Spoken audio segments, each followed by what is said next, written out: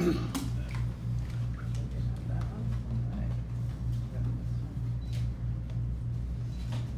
just let me know when you guys are ready.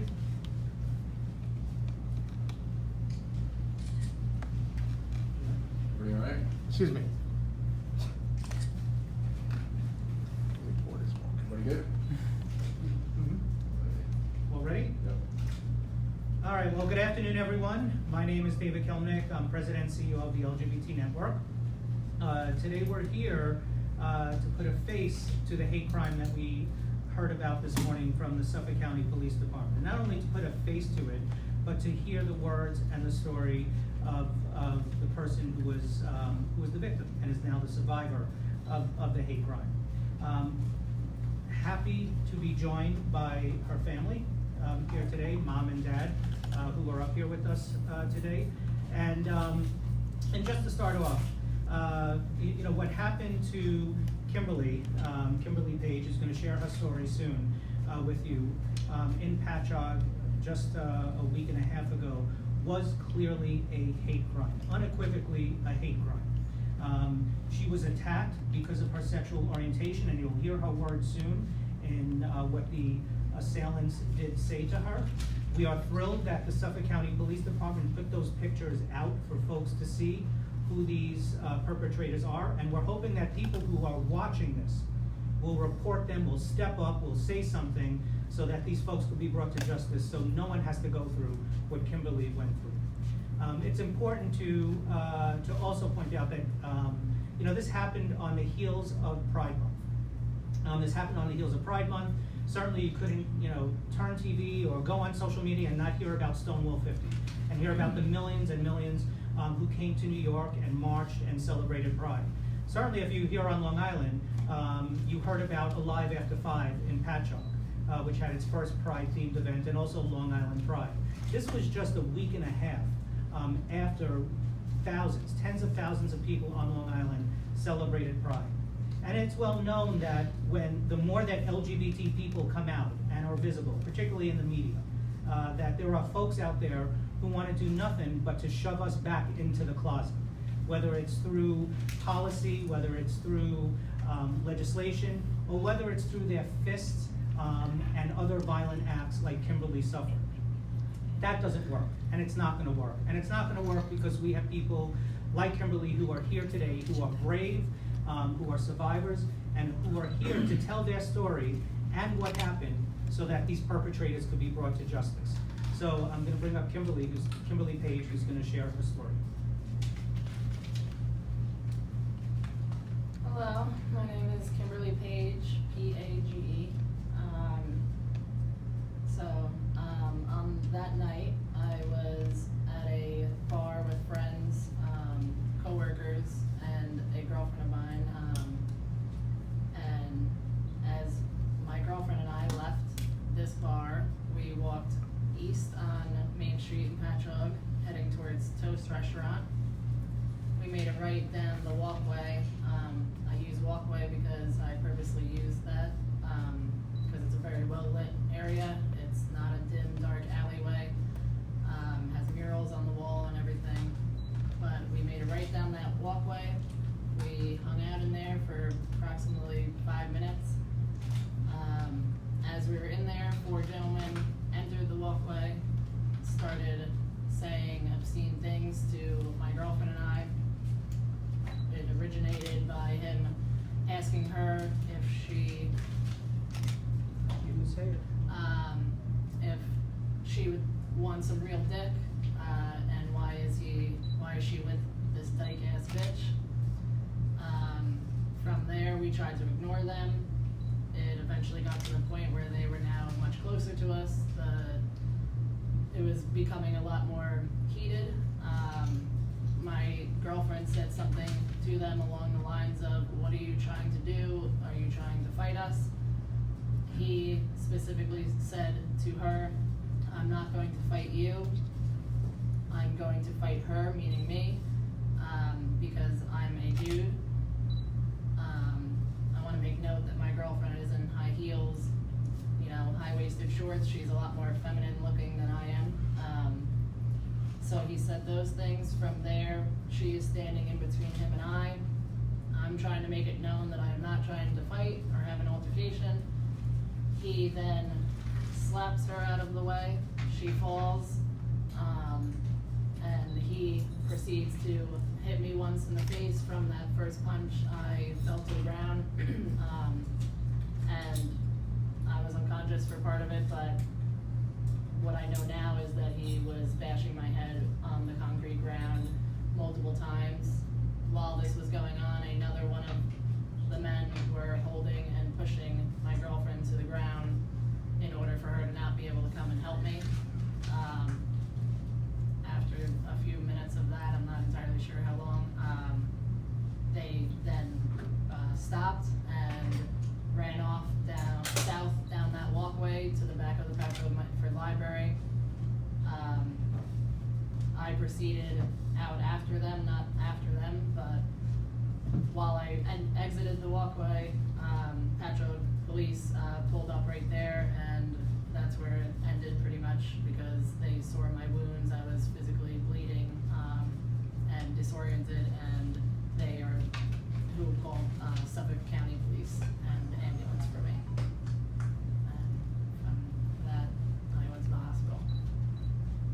Okay, thank you. We're gonna bring Kimberly back up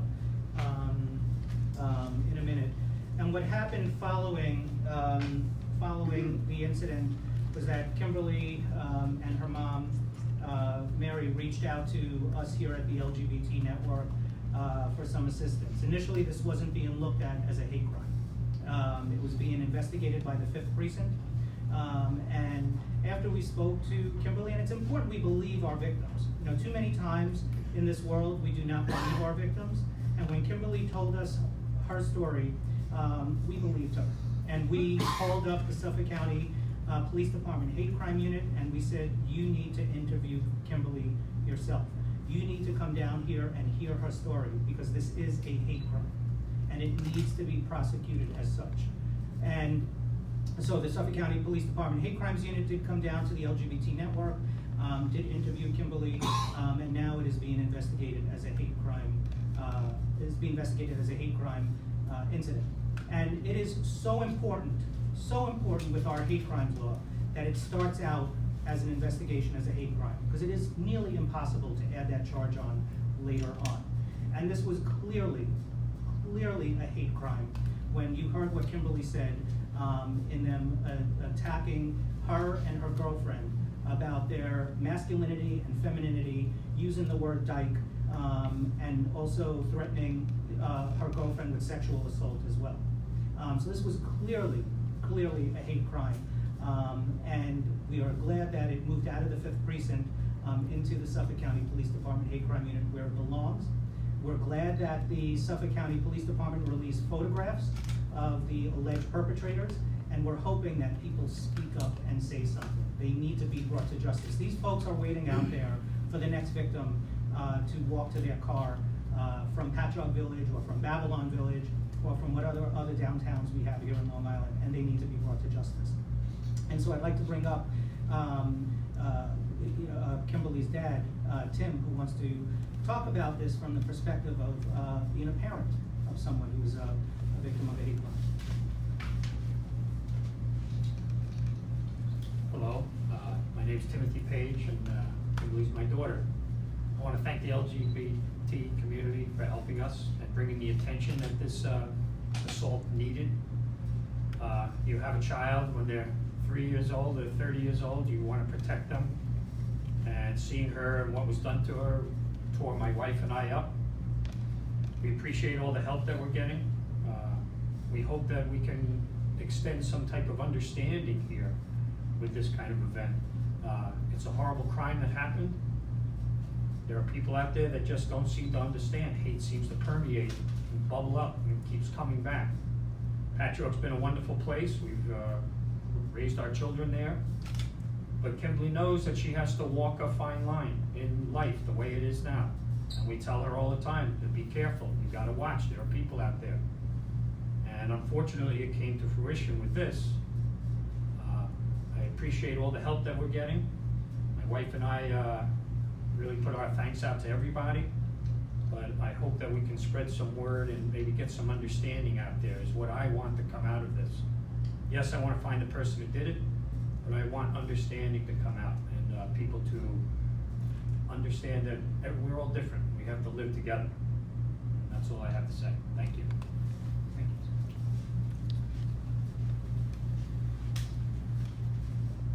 So with that, we'll bring Kimberly up for any questions that you may have. But also to put this in the larger perspective of where we are in today's world, that, and this isn't an anti-Trump press conference, right? But, you know, we do have to point, this is a press conference about Kimberly telling her story. But we do have to realize that in today's world, since President Trump took office, hate crimes are up 17% nationally. Regionally, 30% more here in the New York metro area. We are living in a time where it is so important, as Kimberly's dad said, Kim, that we have more understanding, we have more love, we have less hate, and let's live together and let's join together to stop hate. But it is the world that we're living in right now, and it's going to take a great effort on all of us, not just the LGBT network and not just the great family that's standing up here. It's going to take an effort for all of us to stop hate and put an end to it. So with that, we'll open it up to any questions for anyone here. Did police indicate why they didn't initially investigate this as a hate crime? They didn't directly. I was told possibly there was more to the story that they didn't know about. But once camera footage came up and other evidence, they put my story together with the evidence and realized that it was true. Kimberly, can you talk about the injuries that you had from that thing? Main injuries was to my all left side mainly. My knee has a gash in it. I did not receive stitches. It's more like a flap, cleaned out and whatnot. And then my eye and my face and the back of my head.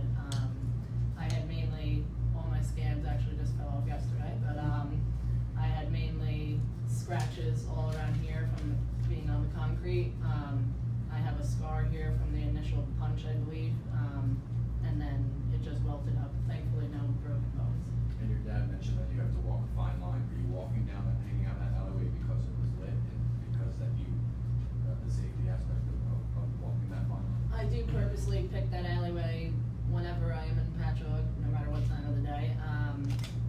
It has a lot of foot traffic usually, but I don't necessarily choose that because I'm gay. It's also because I'm a woman and just because I'm a human. But And you also weren't hanging out there. yeah, exactly. You were walking to. Yeah. Waiting on the cab. You were going back to the cab. Yeah. Yes. If we could just go back to the first question that that you had. Yeah. Just for a second. First question about why didn't the Suffolk County Police Department first investigate this as a hate crime? You know, many times victims are not believed. Right? It was clear right away. Kimberly told her story that night. Told her story in the ambulance too. Told her story to anyone that would listen to her that night. And unfortunately, sometimes folks feel that victims aren't telling their true story and that there must be something else to it. You know, why was she out at 3 o'clock in the morning? It must have meant that something else was going on. Well, hate looks the same way at 3 o'clock in the morning as it does 3 o'clock in the afternoon. It doesn't matter what time of day it is. When someone attacks someone because of their sexual orientation or because of any other part of their identity, it doesn't matter what time of day it is. It's hate.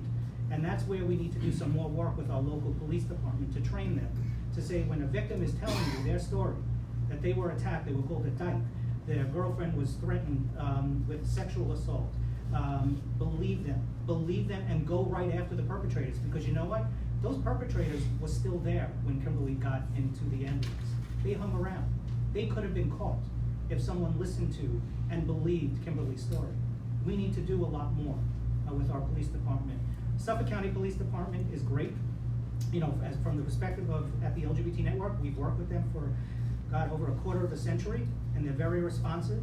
You know, one incident from one officer is not indicative of an entire police department, but certainly from hearing about Kimberly's story, this incident shows that we need to do more. She told her story right there on the spot. The perpetrators were standing there and were let to go. And that's part of the reason why it wasn't investigated as a hate crime right away. Can you Pride Week, you had, came out, there was flyers that were sent out in that neighborhood. Yes. Are you concerned about what's happening in the village of Patchogue? Yeah, I mean, so this, Kimberly's story and Kimberly's experience of being a victim of a hate crime happened in the same village that, where there were hate letters sent, several hate letters sent and threatening people's lives and threatening the event. And I think it's because, really, not that there's more hate in Patchogue, but Patchogue, the downtown Patchogue has become a thriving, diverse village. And there are some folks that are scared of that, are gonna try some tactics to either stop events like Alive After 5 or to stop people like Kimberly and her girlfriend from going out in Patchogue and just walking down the street safely. So it just so happens that this is the third incident in Patchogue in just a couple of months. And we, meaning the LGBT network, we're gonna be out there working with the Chamber of Commerce and the businesses. And we're looking at also opening up a pop-up center, pop-up, so that we could be a service to folks right on Main Street, full-time. Kimberly, can you describe once you were encountered by those, or once you encountered those four guys, what was going through your head? Did you get that bad feeling that something negative was about to happen? So I came out when I was 13, and I've always been a little bit of a tomboy, but I cut my hair only probably in the past decade. So yes, I've always told all of my friends, even just friends of mine, please don't get into an argument with a couple of guys, because I'm going to probably be the one who they come after. Yes, their initial interaction, I almost knew where it was headed. Two of them did not seem to interact with us too much or partake in any way, but the way that the main man was acting, I could almost see it happening before it did. I want to clarify one thing. You said that the perpetrators were there when the ambulance came and got you. You saw them, or your girlfriend saw them, or other witnesses saw them? I mean, they were physically in the area? They stuck around after the police or after EMT showed up? I did not see them. I was in the ambulance, but my girlfriend saw them. Even was telling me while we were in the ambulance, and I witnessed her physically tell an officer that they are over there, and they were in an adjacent parking lot waiting around a car. Three of them were. The main man in red who assaulted me was not at the car, so it could have very possibly been his vehicle. And the police did not follow up? Not to my knowledge. Any injuries to your girlfriend? Yes, so like I stated earlier, she was continuously tossed to the ground, so that she wasn't able to help me. Nothing like my injuries, she, no welts or bruises or bleeding, but scrapes, bruises around her arm from being held, and stuff like that, but she was also treated at Brookhaven Hospital. David, are you, the fact that video had to come out before the story was believed, are you thankful that there was video of this? Because it seems as though this might have just kind of slipped between the cracks. Yeah, no, yeah. The fact that there's pictures out there and there's video is very important, so that these individuals could be identified, taken into custody, and brought to justice. It is really, really important for that to take place. So I was very happy that happened, and also very thankful that when we called the Suffolk County Police Department Hate Crimes Unit last week, after it wasn't being investigated as a hate crime, that they agreed to come down to, the LGBT network to talk to Kimberly directly, to hear her story, so that it could move on the way that it should move on, which is being investigated, and hopefully eventually prosecuted as a hate crime. Can you talk about the amount of days or minutes or hours, whatever went by before, after the incident, until they came to the LGBT network to talk to Kimberly? Was it 2 days after the incident the police showed up? Was it? So the assault occurred technically early Sunday morning, and I believe we met here Wednesday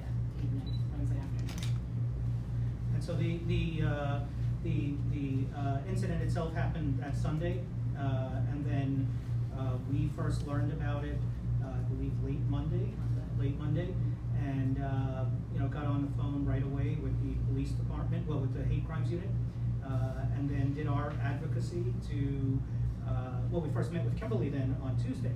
And then immediately after Kimberly and her family, immediately after Kimberly and her family were here, we got back on the phone with the Suffolk County Hate Crimes Unit, and we said, you need to come down here and hear the story. We need to hear directly. We cannot just take the words of the 5th Precinct. By some accounts, were there when the perpetrators were there, too, when they were getting into the ambulance. So, we needed to make sure that Kimberly's rights were protected and Kimberly's life was protected, and that's what was done. Kimberly, one last thing for you, if you could, you described how you sensed right away that this was about to go down. But what is it like to be out in the open and walk the streets when it seems as though you have to have your, always look your head in a swivel? It's definitely nerve-wracking. I love Patchogue. I actually purposely stay there, and if I am going to go out with friends, I go there because I've lived there my entire life. I know multiple owners of restaurants, and they've always taken very good care of me. So, saying that, I still, every single time, I have girlfriends escort me to the restrooms even. I've been waited for outside of women's restrooms, and confronted by people before, even though I'm a woman. So yes, it is nerve-wracking, but that's kind of why I knew what was about to happen that evening, so. And while, there are so many things that happened there that evening. But while Kimberly was being brought into the ambulance, and it was asked whether her girlfriend had any injuries, which she did, the folks would not let Kimberly's girlfriend come into the ambulance with her. And that is another part to this story. So while Kimberly and her girlfriend were both victims of violence that night, they were re-victimized when her girlfriend was not allowed into the ambulance, and in the end was forced to take a cab to go get treatment herself. So there's a lot of work that we have to do out there to make sure that our community is safe and that our community gets equal treatment and the dignity that they deserve. And by Kimberly coming out here today, along with her mom and dad, to be able to share their story is a big step toward that. It takes a lot for someone to come forward and tell their story, particularly so shortly after it happened. And I know that Kimberly's here today. We've talked about it so that not only her story could get out, but Kimberly was very concerned about this happening to other people. And she wanted to make sure that her story could help others, hopefully not to have to go through this in the future. I don't know if there are any other. Mom, would you like to add anything about how this has all impacted you, being her mom? Sure. We love Kim. We love everything about Kim. We wouldn't change anything about her. We wouldn't change her being gay. But honestly, every time she leaves the house, I'm a little bit afraid. I'm a little bit afraid because there's a lot of hate in the world. And for somebody to not know her and to feel justified in the hate that they have in order to do this to somebody, a complete stranger, that's a hard pill to swallow as a parent. So that really is, it's about hate. It's about hating somebody so much that you want to hurt them. And you don't even know the person. You just think something about them, and it's a hateful thing to be doing. If that person was listening, what would your message be to the attacker? My message would be, Let's talk to them. yeah, I don't know what would provoke somebody to have so much hate in them, to be honest with you. I imagine in this journey we met so many people that at the hospital or at the doctor's office or even at the police station who have walked off with us and have said, My daughter's gay, and I'm afraid. She lives in Washington DC, and every time she goes out, I'm afraid. Or my son is trans, and every time he goes out the door, I'm afraid. And there are a lot of afraid people out there, whether it's a friend, everybody knows somebody who's gay. Whether it's a brother or a sister or a child or a niece or a nephew. And to think that, that they're a target is a hard thing to understand. It really truly is. So, What's your name? Marie Page. Thank you. Thank you. Any other questions? I'm 30.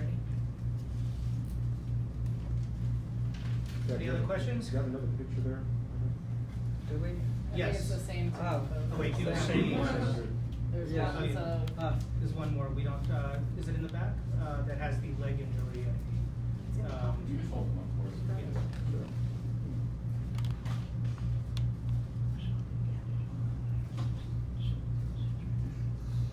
yeah. And the one that, Maria's holding was from the day after, right? This is the Oh, hospital. the hospital, sorry, oh, that's. This is the day after. You guys turn this way. Sure. Thanks. Got it? You good? All right, if there are no other questions, thank you so much. Thank you. And we look forward to these perpetrators being brought to justice as soon as possible. Thank you. thank you very much. Thank you. And here's the other picture if you want it.